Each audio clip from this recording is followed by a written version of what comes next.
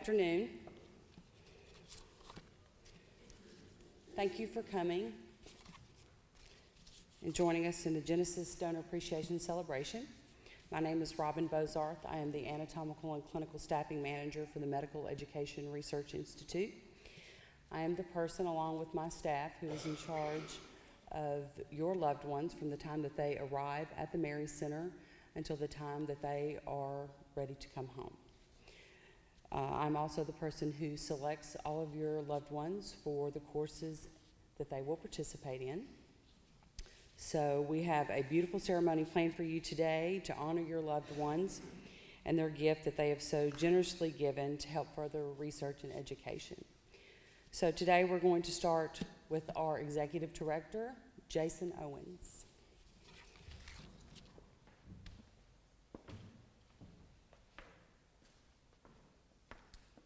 Thank you, Robin. Hello, everyone, and welcome. We're so very happy to have you here with us today. You are all, each and every one of you, a part of the Mary family. Through the gift of your loved one, we are all connected. I've been with Mary for over 17 years. I'm so grateful for this opportunity, for my work to be a part of something bigger, something that truly has an impact on the world around me, something that helps people in the here and now, and that also is a part of our future. The ultimate gift that your loved one, you and your family have given through the Genesis Gift of Life program has allowed over 700 education and research opportunities to take place and over 13,000 healthcare professionals to be trained and educated. These opportunities not only provide training on current surgical techniques and treatments, but also support research and development that will bring tomorrow's innovations. These innovations will ultimately bring better patient care to our community and those around us. Mary was founded on just such an idea. Dr. Kevin Foley, a neurosurgeon with a vision of advanced patient care, saw the immense benefit that could be realized through minimally invasive surgery. Smaller incisions during surgery leading to faster recovery and less muscle damage. These ideas were realized through the gift of our donors and are now available to patients around the world, improving lives. Each new idea, each medical innovation must be born and nurtured and developed in a safe environment, an environment that models the real world. And thanks to the generosity of our charitable members, Sims Murphy, Baptist Memorial, and Methodist Healthcare, and the leadership of Dr. Kevin Foley, the Mary was created to provide just such a place. And thanks to our donors, and thanks to you, our donor families, we're able to make a difference in our community, our country, and the world. In the past year, Mary has welcomed EMTs, paramedics, nurses, search and rescue, firefighters, surgeons, researchers, and more from across the globe. Our school is proud to support programs and classes focused on EMT, paramedic, nursing education, research and development, and physician education in all areas of medicine. From recent innovations in the area of pediatric deformity and advancement of growth rod technologies, which significantly decrease the number of surgeries a child has to experience throughout their life, to the training of paramedics in emergency procedures designed to increase speed of response and immediate effectiveness of treatment. Your loved ones, our donors, make the development of these advancements possible. They are heroes to us all. Standing here, I am humbled by the immensity of the gift your loved one has provided. They have helped countless lives through their donation. They've inspired each and every one of us here at the Mary to do our best every day to ensure their gift is respected and ultimately serves a larger purpose of advancing patient care. Thank you for being here with us today. It is important for me to let you know, the donor families, how much we appreciate your support and the gift of your loved one. Nothing that we do at Mary would be possible without you, the donor families, the ultimate gift of your loved one. The Mary is indebted to you and your generosity. I would like to leave you with a quote. You give but little when you give of your possessions. It is when you give of yourself that you truly give. Thank you very much.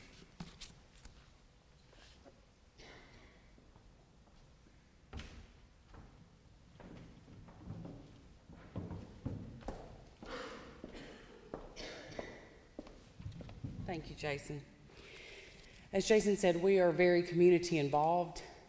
We train first responders, EMT, paramedic, firefighters, police officers.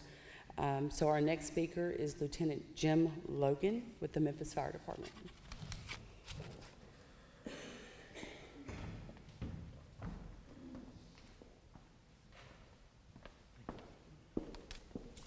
Good afternoon. Good afternoon. What a beautiful afternoon it is. So I represent that first responder community. My name is Lieutenant Jim Logan. That's not my given name. My name is James, as my mother named me, right? But Lieutenant, it's just a title that I hold. We'll say a lot today, a lot of the same things. You'll hear the words donor, gift, but it all culminates in thank you for the gift that your family has given. And thank you for all of you that are sitting here today for, I know it has to be difficult when your loved one comes to you and says what they want to do at their end of their journey here on earth. It's a very, very difficult situation. I have friends and family that have made this decision. But again, thank you. And that is what we're here to do today, is to memorialize your loved one's gift. I've been with the fire department 25 years. I've been an educator for half of those years.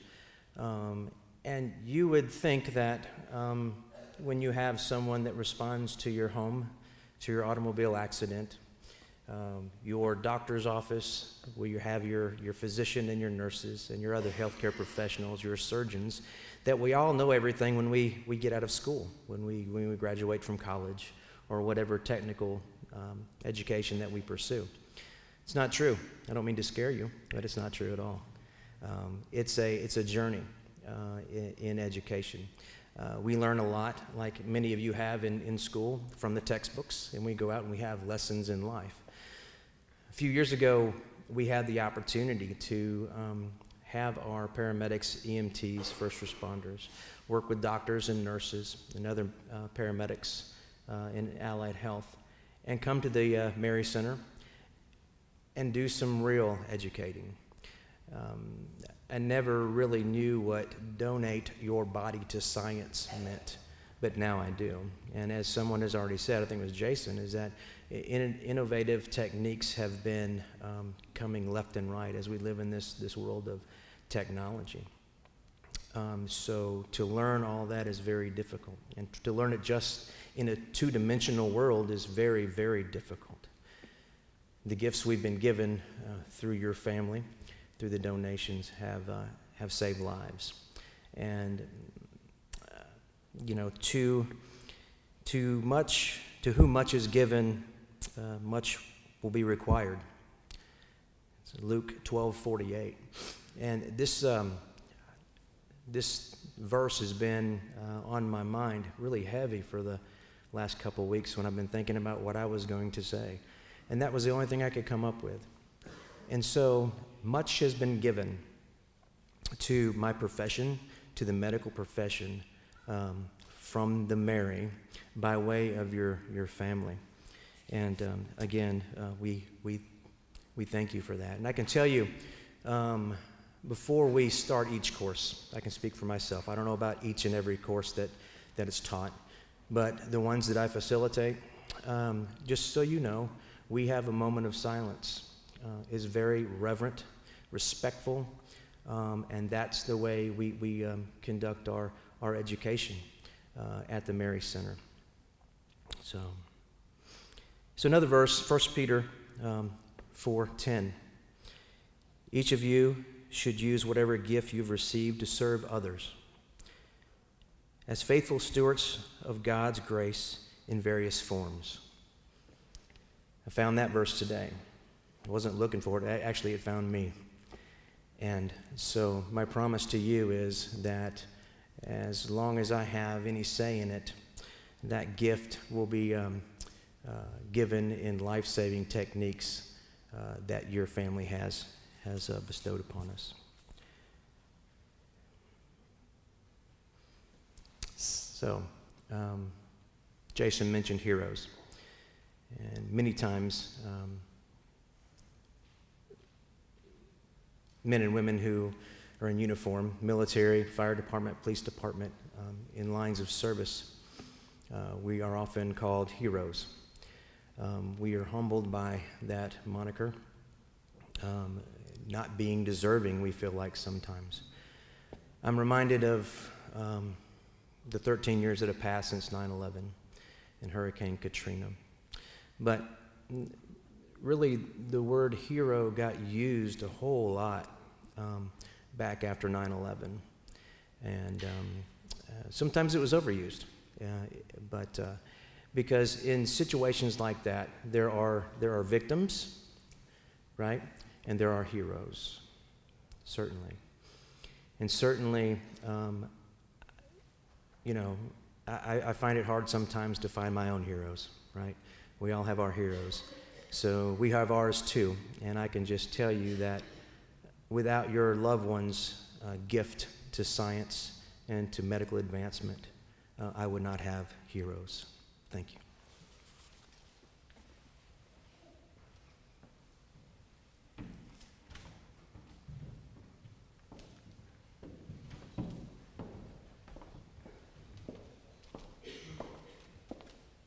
Thank you, Jim. Our next speaker is Dr. Sonny Davis with Methodist Healthcare.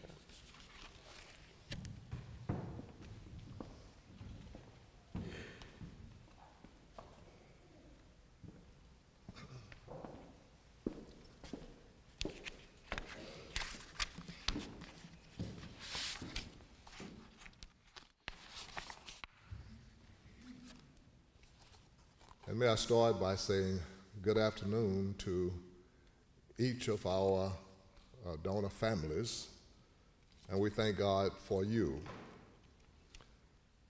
And I'd like to say thank you to, there's some of us who have those gracious name changes to it used to be Belk, but it's Miss Dowdy who recently got married.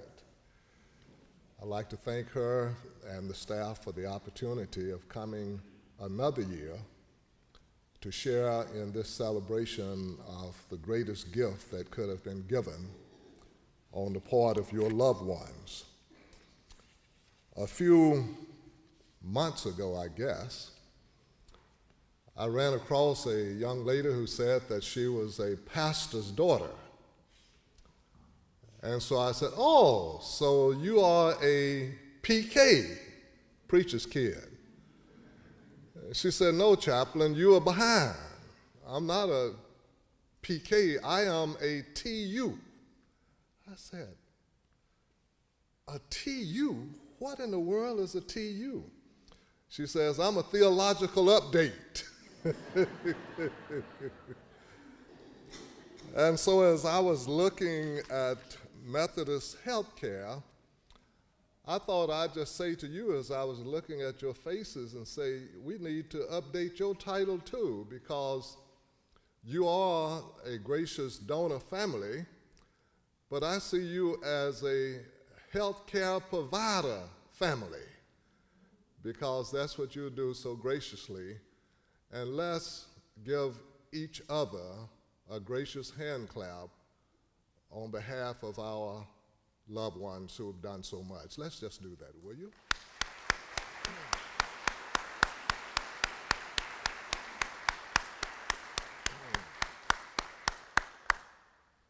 Ms. Dowdy asked if I would sing a solo, and in trying to think of an appropriate solo, something that I would call not just syrupy religious, but one that's religious right on, I'd like to do that after I finish my message. Is that okay? All right. And so let me then, with the honor that is mine, just ask God to bless us with this message today. In baseball, the batter at the plate hits the ball as far away into the outfield as he can, or she can if they're playing baseball, so that his teammate or teammates can come in home safely to score. What do you call that? A sacrifice fly, right? They still call that sacrifice fly?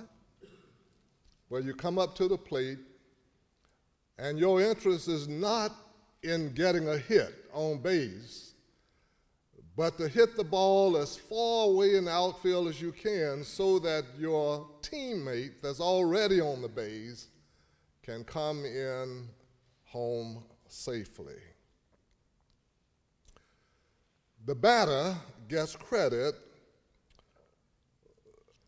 for his teammates that's able to score, but he sacrifices his own efforts to get credit for his teammate who comes in to score.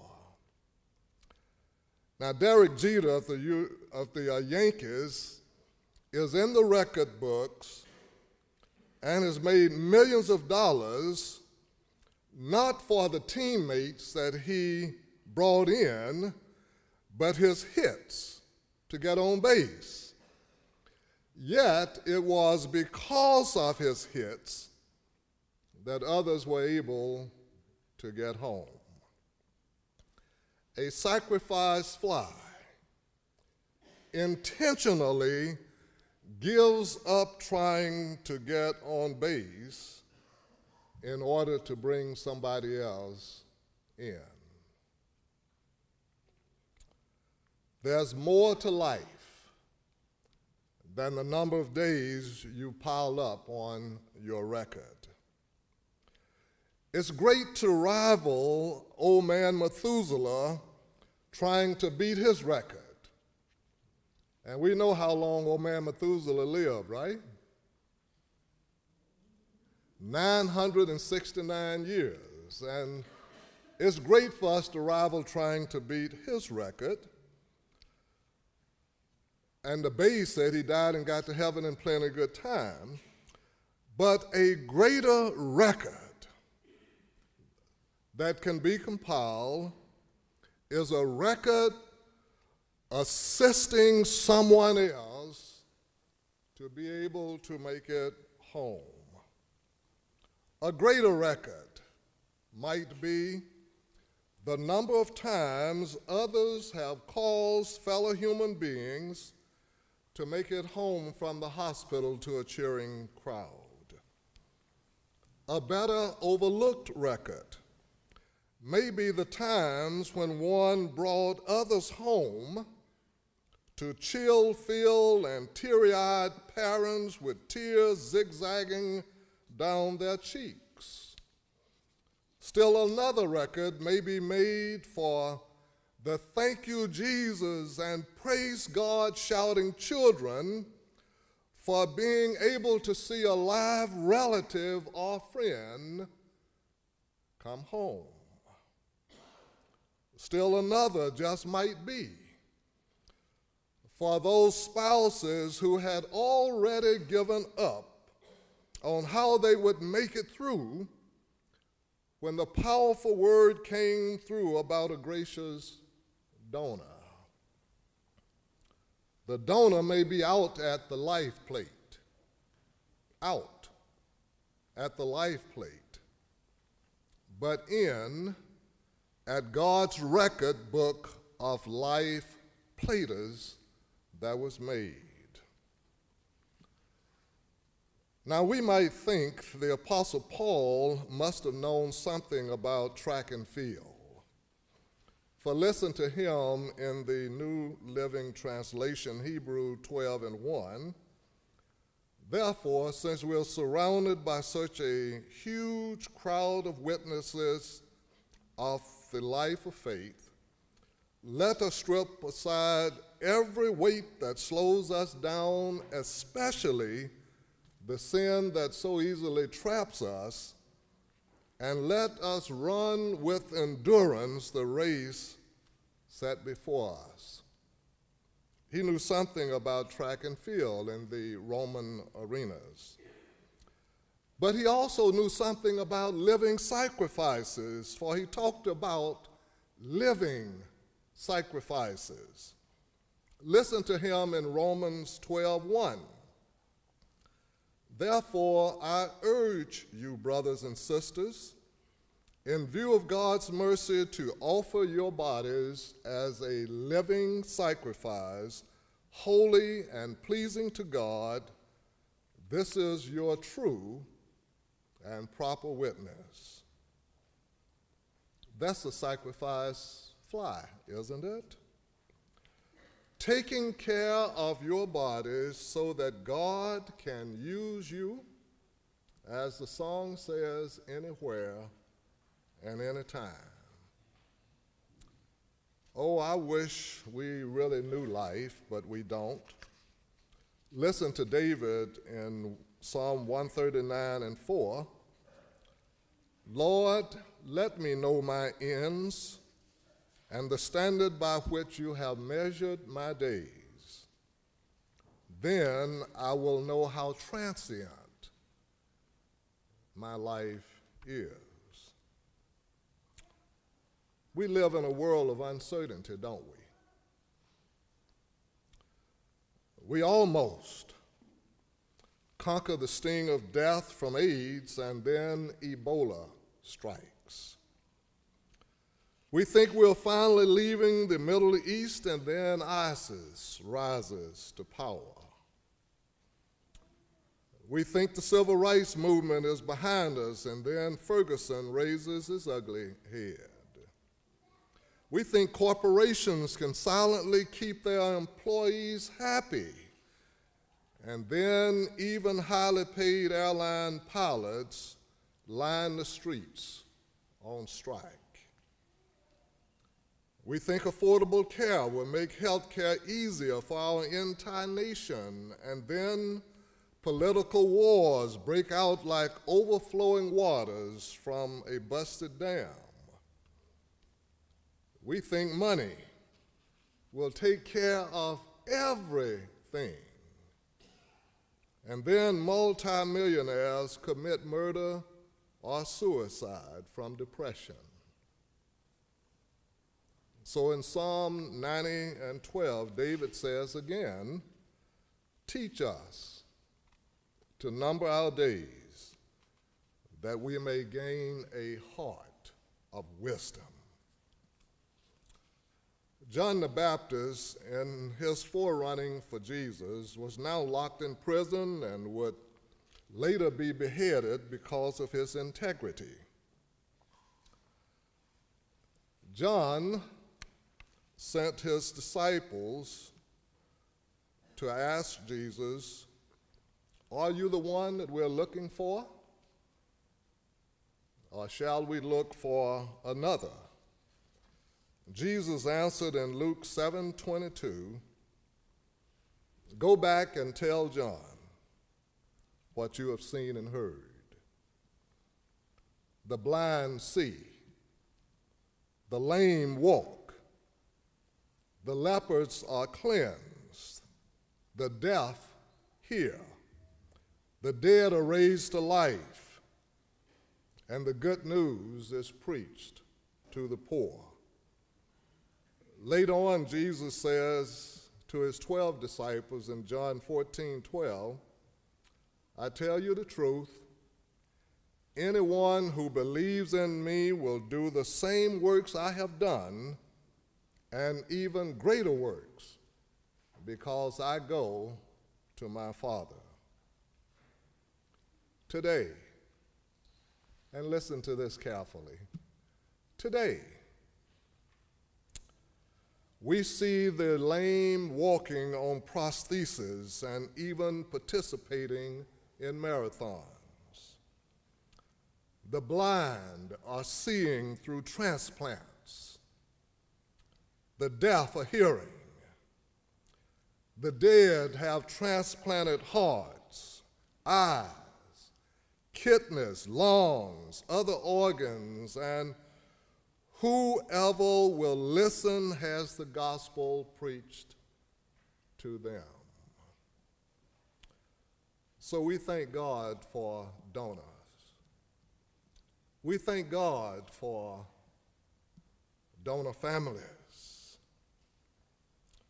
We thank God for those who dedicate themselves to learn how to maximize the use of these gifts they so sacrificially have offered so that others might live. And so I ask you again, for those who decided to give of their bodies, and for you who decided with them the decision to let their bodies be used, and then for those who study so hard to learn how to maximize the use of these gifts, I ask again if you'll just stand and give God for them a hand clap of praise. Will you stand with me, and let's just do that.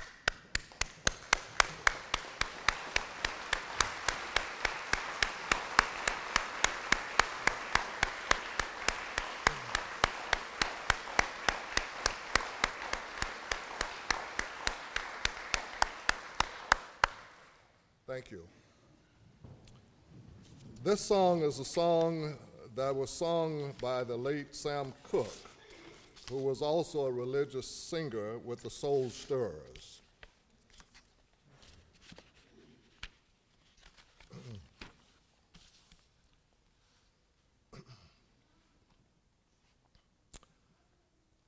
A little flower that blooms in May, a lovely sunset at the end of the day, someone helping a stranger along the way. That's heaven to me. The feeling I have when I hear a touching prayer, it lets me know that God is somewhere near. Even the birds flying around in the air, that's heaven to me. It doesn't take a miracle for the world to see that the goodness of my God is everywhere to me. Oh, oh, oh. Even the little children playing around in the streets saying a friendly hello to everyone that they meet. Even the leaves growing out on the trees. That's heaven to me. That's heaven to me.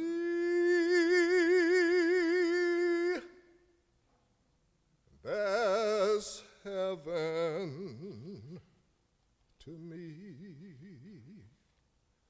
God bless you, and thank you.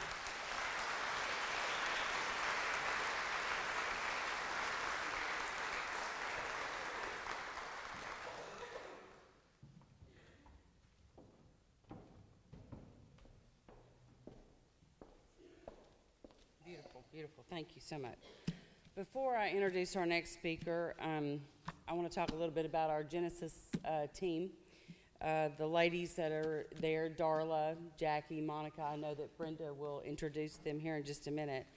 But I stand before you today not only as a member of the Mary staff, but as a donor family as well. So as of this morning, about 7 a.m., the fourth member of my immediate family joined the Genesis Donor Program and became a new donor and passed away.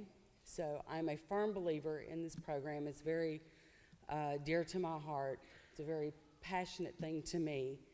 And these ladies are just unbelievable. So I know that they've helped all of you through some really hard times, and I really, really appreciate these ladies. So let's give them a round of applause.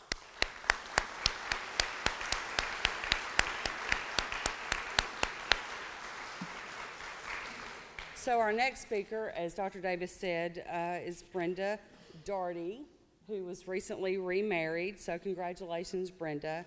And Brenda is probably one of the most soft-spoken, calm individuals I've ever met in my entire life.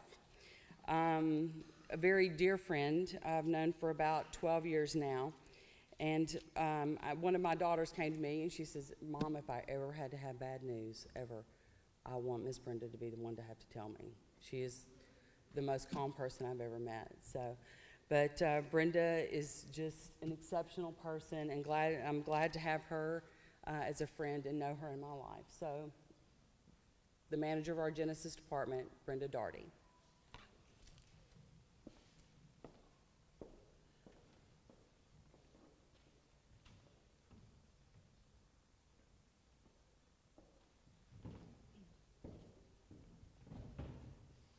Thank you, Robin, and as usual, Chaplain Davis, just beautiful. Thank you. Well, it is so very wonderful to stand here before you and to actually meet all of you face to face. This is the one day that we all look forward to so much, the day that we can celebrate the enduring legacy that your loved ones chose to give not only to the Mary, but to the world. And I just need to go on because you'll just see me break down here at any minute. But to say thank you seems like such small words for such a tremendous gift that they have given. And I think sometimes that feelings can just run so deep and so profound that they just weren't meant to be spoken, but rather felt from one heart to the next. So with all our hearts, thank you so very much for the life-saving gift your loved ones have given. I would like to take this moment now to introduce to you some very, very special people. This is the Genesis staff, and I'm so happy to be able to put a voice with their face now. These are the wonderful ladies that you have been speaking to on the telephone from anywhere at 8 o'clock in the morning to 2 and 3 o'clock in the morning also. So let us start with Jackie Morris, our social services coordinator, who also coordinated today's event. Jackie Morris.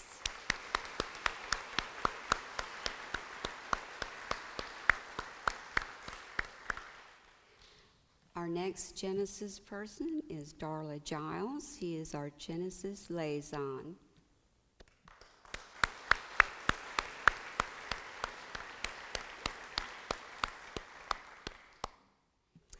And our last Genesis lady is Monica Morris. She is our Genesis administrative assistant.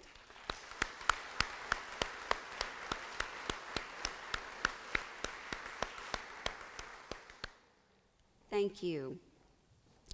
One of the first things that we do when a donor arrives to our facility is we create a chart on them. And it's the same kind of chart as if they were a living patient in a functioning hospital. And everything that happens to that donor is recorded in that chart. And that every educational program that they are in, every new major breakthrough that they have helped to advance is recorded in that chart. And throughout the stay of our donor, we diligently record these procedures and advancements in science. And that way, at the end of a donor's stay, we are able to send you, the family, a letter that kind of details everything that your loved one was involved in while they were at the Mary. But I would like to take this time to tell you about some of the things that are not in that research letter.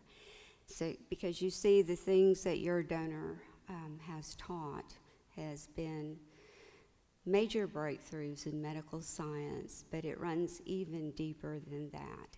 And the only way that I can explain that to you is to give you a few examples. For instance, there was a married couple that I met. They came into the Mary and they signed into our program.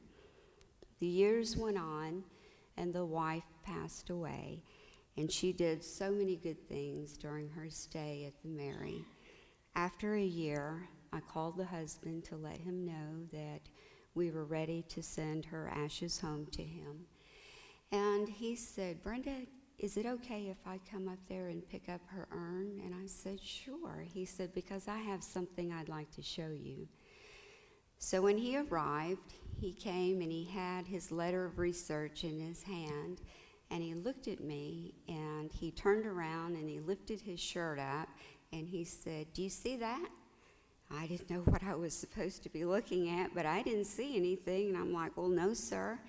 And he said, "Well, that's my point." He said, "I am 2 weeks post-op from the minimally invasive back surgery." And he held up his letter and he said, "The one that my wife helped to teach." And he said, "I wanted to come in person to pick up her urn because I wanted to walk back to my car with her pain-free for the first time in many, many years." And as I watched him leave our facility with her urn lovingly cradled in his arms, I realized the full circle that one's gift can make and how it can come all the way back around to the very person that you love the most. And this is what your loved one chose to do. I often get the question, well, who is it that chooses to become a donor? And it's a very simple question to answer. It is always a person who has been so generous and so giving throughout their entire life. They did not wait until the end to choose to give. They've been that way their entire life. And you know, they would give you the shirt off their back. They would cook a meal for anybody, hungry or not. They would open their doors to anyone in need. This is the person who chooses to give.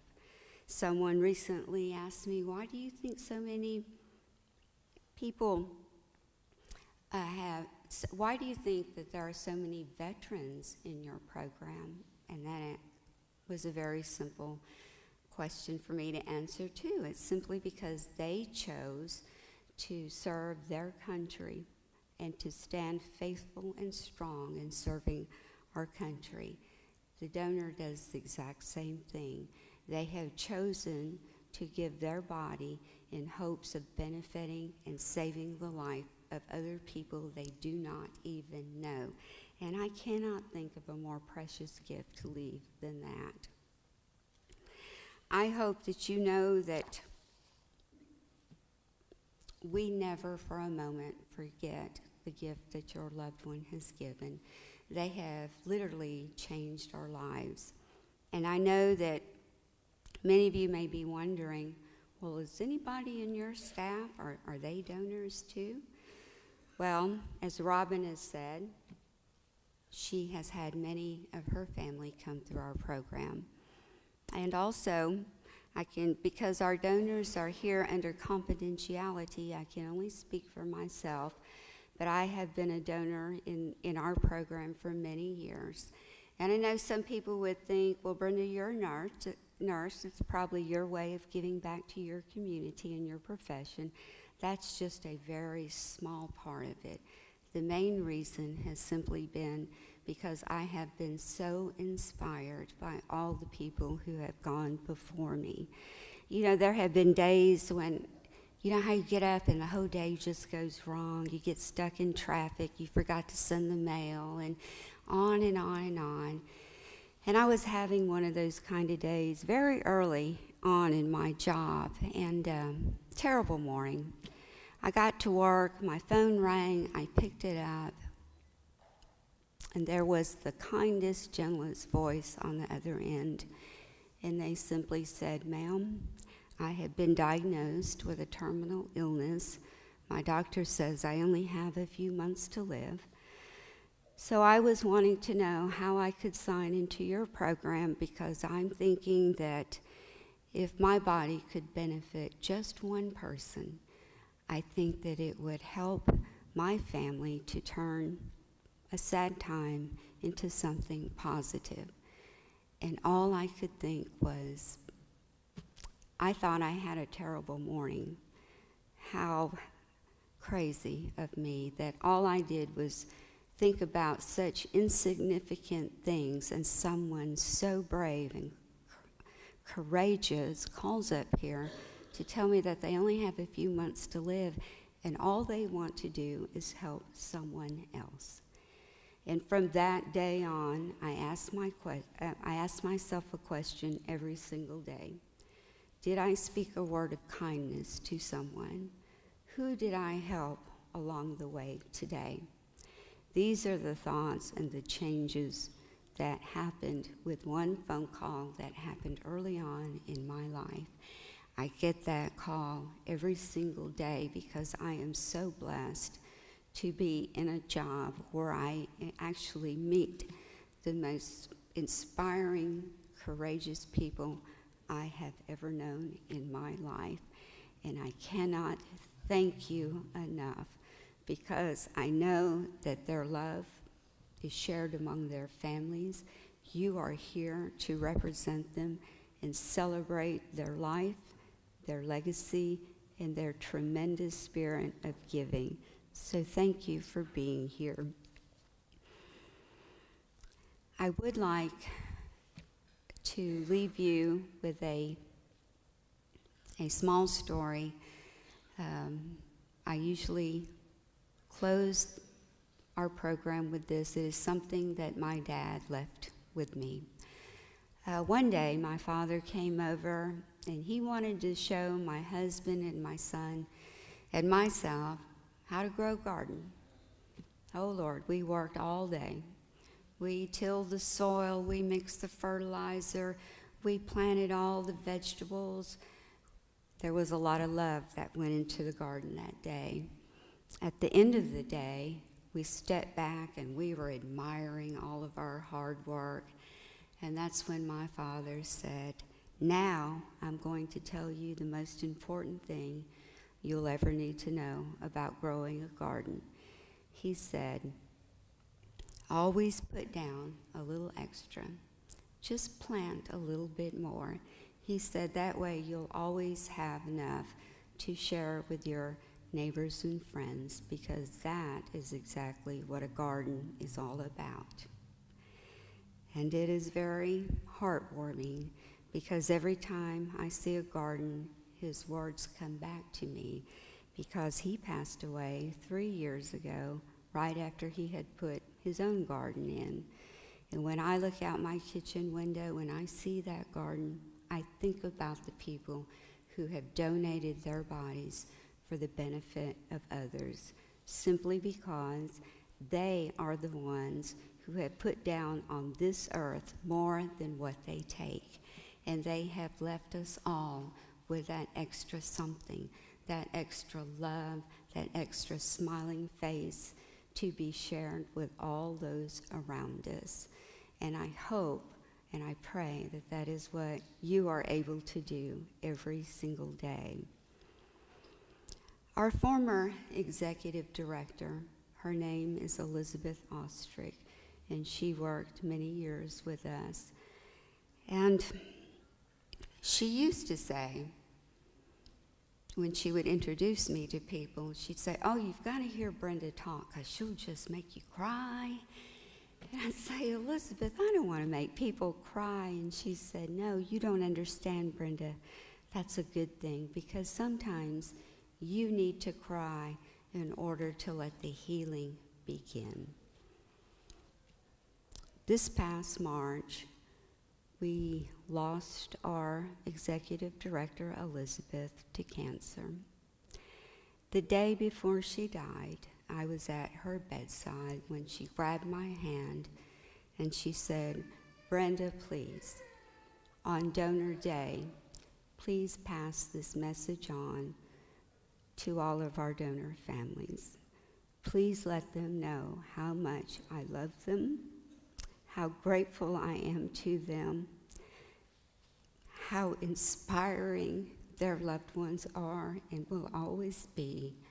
Let them know that their loved one's gift have actually saved lives." And I knew I couldn't get through this part without crying, so I think she's right. Sometimes you have to cry in order to start to heal. And I hope that we are all on that road of healing together. I just cannot thank you enough, because I do believe that a love as strong as this, when you leave a gift of hope to people you don't even know, and I believe that this is simply love, and this is the kind of love that transcends all boundaries, even death. And in my own heart, I believe this is the kind of love that God always speaks to us about. So with all my heart, all my soul, and with Elizabeth's and our entire staff at the Medical Education and Research Institute and our Genesis Legacy of Life program, we so very much thank you. When we sent our invitations out, we asked if you would like to send us a photo of your loved one. And so we gathered all the photos that you sent, and we took those beautiful photos and we put them together for a slideshow. And so now, if you will join me as we watch the slideshow, you'll get to see the people who I call and think of as the angels among us. Thank you so very much.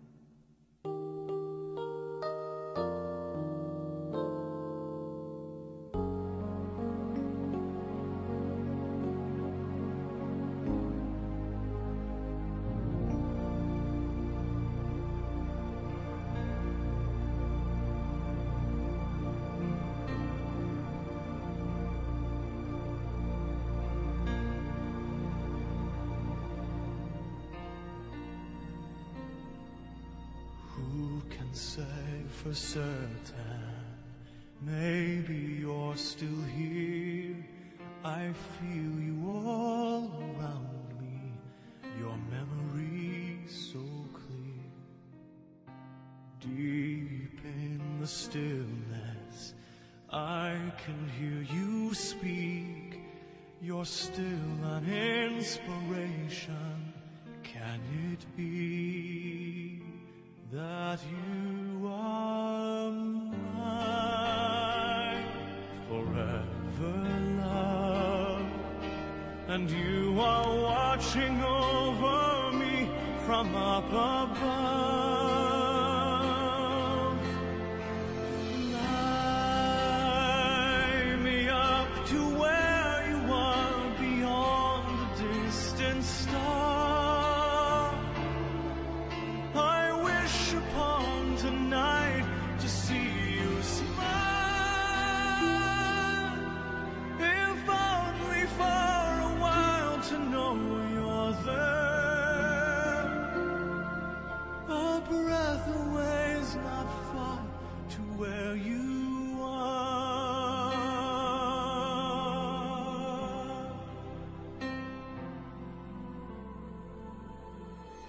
Are you gently sleeping here inside my dream?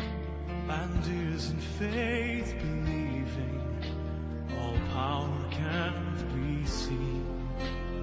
As my heart holds you, just one beat away, I cherish all you gave me every day. 'Cause you are mine forever, love, watching me from above. And I believe that angels breathe, and that love will live on and never leave. Fly me up to where you are beyond the distant star. I wish upon tonight to see you smile, if only for a while to know you're there. A breath away is not far to where you are.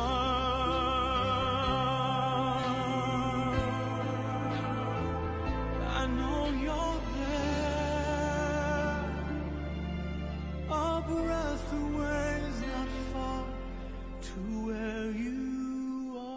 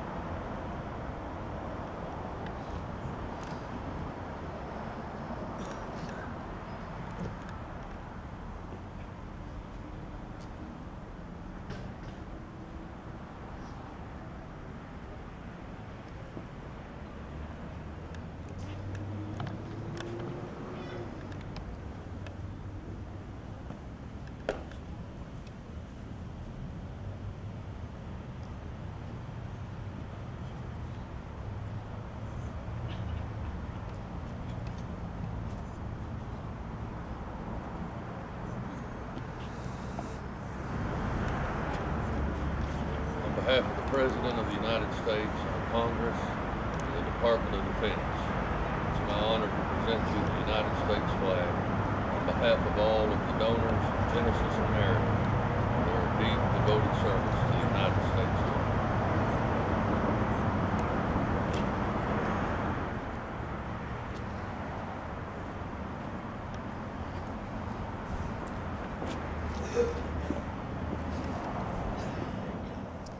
If it seems that I am far away on this empty and solemn day, just open your heart and know it's true that I am still right here with you. If during the day things are going wrong, please do not feel sad and alone. Just open your heart and know it's true that I am still right here with you. When nighttime falls and the day is done, if you are feeling alone and sleep won't come, just open your heart and know it's true that I am still right here with you.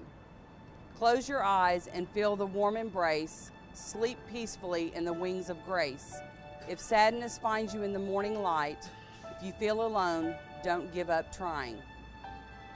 Hold this feather close and know it's true that I am always here with you.